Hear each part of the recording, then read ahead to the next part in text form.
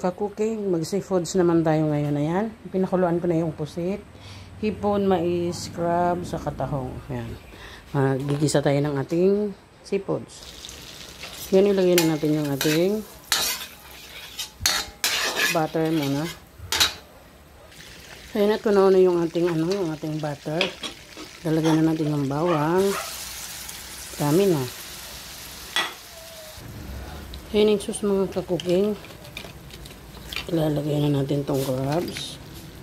Konti lang naman itong ginagawa ko. Yan. Tapos itong tahong. Yan, tahong yan. Ayan yung mga ka-cooking ating mukbang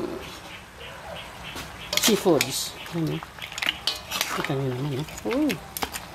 Talaga naman. Maha-high blood ka. Cooking. Nakaluto na tayo. Magbubudol fight daw kami. Char. Hindi, mga kasama ng anak ko. Andito. Pupunta. Magbubudol fight sila. Yan. Nagluto ako ng mukbang seafoods. Diba? Approve na ba sa inyo yan? May pangontra yan. Meron din naman yan. Ginawa akong lemon juice. Gumawa rin ako.